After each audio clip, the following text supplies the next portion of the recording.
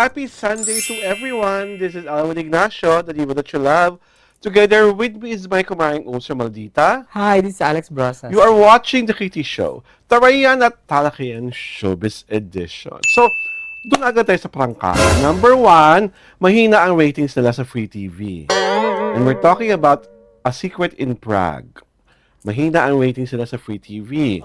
Kumbaga sa mga naglalaban-laban sa ratings nila, siya ang pinakakulela sa Free TV. But sa Netflix, kung saan itinatanghal rin ito, nag-number 1 siya. Nung lalong-lalo na nung kanyang pilot week.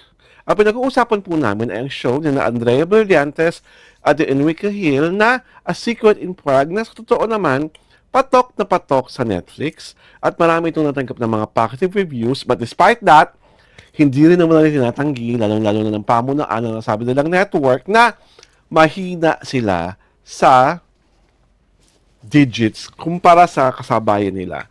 Kung bakit ganun ang nangyari despite all the good promo and the good reviews, tanging ang pamunaan lang po ng TV5 at ng Media Quest at kung sino man ang mga kapartner nila sa nasabing palatuntunan ang dapat mag-isip pa ng iba yung mga dahilan para ang mga tao, lalo na sa Free TV, ay maging mausisa sa nasabing pagkasama nila Andrea Brillantes at Enrique Hill.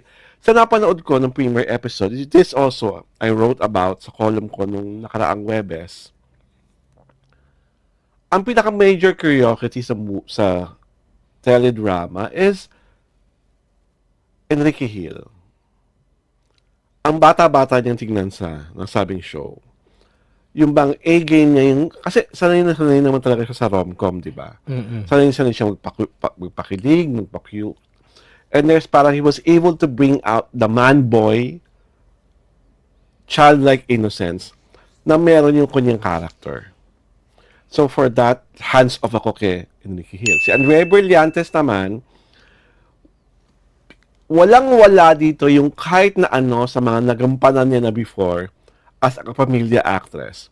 She's very mature in styling, very mature in her delivery of line, very mature sa kanyang hair and makeup. Ginawa pa nga siyang blonde. And for those who are saying na wala silang chemistry ni Enrique Hill, ang nakatanging conclusion ko lang doon ay mga bayarang uri ang nagkasabi noon. Because if you watch the television show, makikita mo na hindi pilit. They are enjoying each other's company and they share palpable and solid chemistry as Kiara and as Mateo, yung magka-partner na characters sa A Secret in Prague. Bagong-bago ba ang plot nito? Well, depende sa sino tumitingin, but it's still a damsel in distress, a young man na kailangan niyang manimbang kung para ba sa pamilya, para sa loyalty, o kung para ano.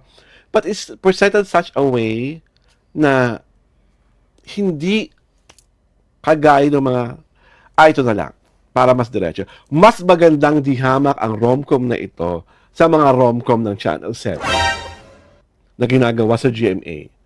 Bar none. In terms of story, in terms of cinematography, in terms of the casting, and in terms of making Prague not just a backdrop, but integral to the whole narrative of A Secret in Prague. So, hindi siya tamang ikumpara sa kahit na anong rom-com ng ABS-CBN kasi na-master nila yun eh. But for TV5 to be able to pull this off, dapat papalit ito ng mga taga-Channel 7 para mahiya naman sila na this is how you do a rom-com that is so now. Yun lang ang makasabi ko sa A Secret in Prague. Ikaw, anong makasabi mo sa mga nababasa mo sa Reddit or kung ano man about the show? Kasi, may isang item doon na parang washed out actors na sila. Hindi ako nagsasabi nabasa ko. Yun ang nila, parang no matter how good they were in the series, makikita mong lipas na sila. Yun ang harsh na Comment doon sa mga nabasa mo. At contrary to what you said, na mas bumata si ano, parang si ano daw, ano ta? Yung lalaki? Si Enrique. Si Enrique looks matured. Sabi dun din sa mga ano, online. At si ano, looks mature na rin. Dahil nga doon daw sa make-up, sa way of dressing niya, parang mature na rin. Parang ano, pero siguro there was a reason for that. Okay. Number one. Ang bobo-bobo naman nung sabihin nyo, nag-mature na si Andrea. Ano ba gusto nyo kay Andrea? Umarte pa rin siyang kikay na kikay at parang 16 years old. Ang role niya talaga doon ay nag-iisang anak, the heiress of a very rich Filipino Czech family. At allegedly, ang tatay niya ay mafia boss. So, hindi naman pwedeng, kasing nene pa rin siya nung mga characters na ginagampanan niya sa ABS-CBN. She was really made to look mature. Number two, sa mga nagsasabing matandang-matanda na yung itsura ni Enrique Hill, obviously, may anger at hatred kayo against Enrique Hill. Dahil kung titignan nyo talagang maigi, kung hindi naman kayo nagbubulag-bulagan at hindi kayo nagtatanga-tangahan, makikita nyo talaga ang bata-bata ng itsura ni Enrique Hill. Of course, hindi magiging kasing bata ng itsura ni Enrique Hill ang kabataan ni Andrea Brillantes. Kung hinahanap nyo, parang ang dapat ka-partner ni Andrea ay si Fideline, or nakasanayan yung laging niyang kapareha ay si Kyle Echari, kalimutan niyo na po yung template na yon dahil sila na ni Enrique ang magkasama ngayon. Sa akin lang, I understand also where the kasi talaga naman grabe ang age difference, di ba? Parang Enrique is like in his mid-30s already. More than. Tapos si Andrea is in his mid-20s or early 20s. But if you are going to pin down your criticism just based on looks, obviously, ang babaw-babaw lang nun. Tapos meron pa akong na-read na, ano ba itong mga writers na ito? Parang gusto lang yata makalibreng pumunta sa Prague. Doon sila, again, kung sino man kasi nababasa ko lang to It's not my own opinion. I cannot make an own opinion kasi I have not seen anything. Again, di ba? The reason why nga sila nasa Prague, kung pinapanood nyo talaga yung show at talagang sinumulan nyo sa simula, yung character kasi ni Kim Domingo is an agent of an international eklat-eklat na ang kutob at according sa kanyang pag-research, yung character ni Ruben Soriques ay mafia boss na connected sa mga mafia activities dito sa Pilipinas. So, doon siya nakabase. Kaya, doon umiikot ang kwento sa Prague. Wala pa sa Pilipinas, nasa Prague pa.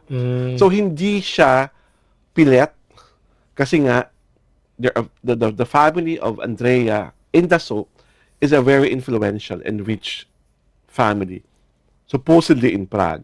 At may mga characters doon na halimbawa yung restaurant where the character of Enrique Hill was working, hinasabi niya, be careful with your association with this girl. Yung mga police officers, so nakitang kasama niya si Andrea, nag-alisan. Kasi ganun ka-powerful at influential. So, yung center of power ng father ni Andrea is in Prague. So, the story, hindi siya parang, bakit hindi nilalo? As narinig ko rin yan, bakit hindi nilalo kasi sinuting sa Las Casas. Kunyari, ginawa na lang Prague. It defeats the purpose because mafia boss sa Prague yung character ni Ruben. So, lahat naman yan, I'm sure aware sila.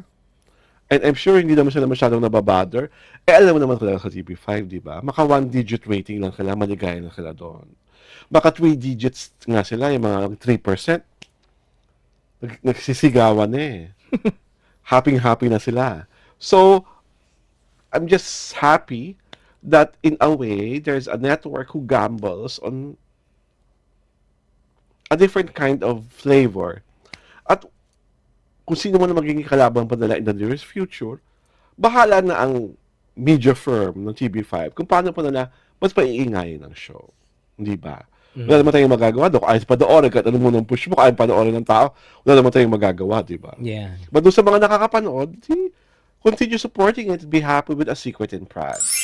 This is Alvin Ignacio, the diva that you love, together with Miss Mikamarang Ultra Maldita. Hi, this is Alex Brazos. And you are watching the Kitty Show, Tarian at Halakayan Showbiz Edition.